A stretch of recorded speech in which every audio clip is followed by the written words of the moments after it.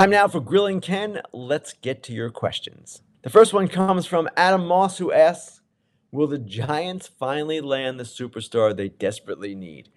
Good question, Adam. A lot of Giants fans are asking the same question, and of course, there is one superstar available in this year's market. His name is Shohei Ohtani.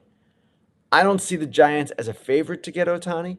I'm not even sure how they view Ohtani. I'm sure they'll be in the mix, but if you're the Giants, he might not be in your mind the answer. Now, of course, he's the answer for any team. He'll hit next year. He'll be able to pitch, presumably, in 2025 and beyond. But the Giants kind of need a lot of help. And in free agency, they have not been so successful. Even in trades, remember Giancarlo Stanton rejecting a trade to the Giants, they have not been successful. For whatever reason, it seems to me players, if they're going to go to San Francisco, want to be overpaid. Or they want a real reason because of the state taxes. Maybe some players have political views that are not in line with some of the political views that most San Franciscans have. I don't know the reason exactly. But what I'm getting to is if the Giants want to get a big-time star, it seems to me that because the free agent market is thin, they're going to need to make a trade. And they're going to need to make a trade that is uncomfortable for them because, of course, it would involve some of their top prospects. You make a trade with a player who does not have a no-trade clause, he has to come. He can't leave. And they've got some young talents, so maybe they get someone with some service time remaining before he becomes a free agent. That would be a route that I expect them to explore this offseason. Obviously, they've had some bad luck in the free agent market, too. Correa had agreed to go there. His physical turned up a problem that the Mets also found out later. If I'm the Giants and I'm in a thin free agent market and I'm not the front runner necessarily to get Ohtani, then I look hard at making a big trade. All right, next question comes from Joe St. Hilaire Bona.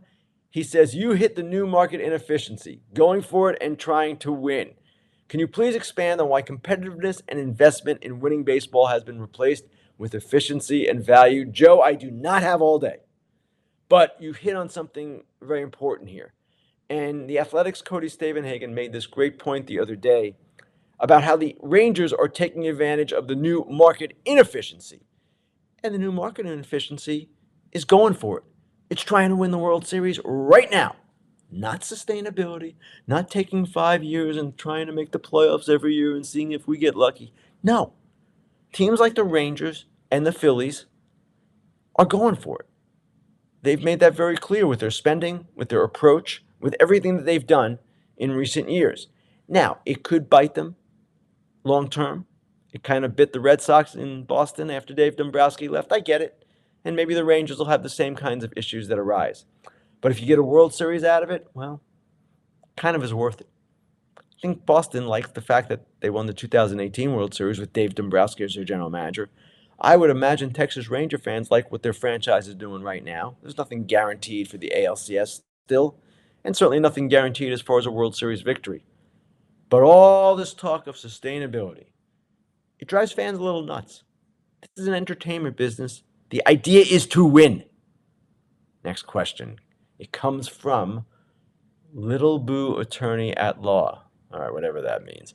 Why does Verlander's postseason record not get him blasted like others? Here is Justin Verlander's postseason ERA. 3.51 in 220 and a third innings. That's the equivalent of a full season. 3.51 in 220 and a third innings. Now, he has a World Series record that he is not necessarily pleased with. Remember, last year he finally got his first World Series win. The 3-homer game with Sandoval going back to the early 2010s, that's something on his record. He had not pitched well necessarily in the World Series. His first World Series, if you go back, was when he was a rookie and exhausted at the end of that season. There are circumstances in play. But if I'm Justin Verlander, I'm pretty proud of my postseason record. I'm pretty proud of the way I pitched in Game 1 of the ALCS at age 40. I'm good. So no, he doesn't deserve to get blasted. All right, the last question, and this one is a doozy. The question is, what are the loudest outdoor and indoor stadiums you have been in during the postseason? Indoor is easy. Metrodome 1991. Twins, Braves, incredible World Series. And it ended in a big way for the Twins. Actually, 1987 was pretty good too. The Metrodome World Series there. That was against the Cardinals. 7 games, Twins won. So those two, 1987 and 91, the Metrodome was thunderous. Outdoor, I know this might be recency bias, but it's pretty hard to beat Citizens Bank Park right now. Now, I haven't been there this postseason, but I was certainly there quite a bit last postseason, and it was rather deafening. It was loud, it was vibrant, it was exciting. Energy was off the charts. I will say this: Camden Yards for game one of the DS this year was pretty good. Globe Life Field for game three of the DS, after the Rangers finally returned home from their 2-week road trip, pretty good. Minute Maid Park over the years, really good. So while Citizens Bank Park stands alone, some of those others are right up there with them.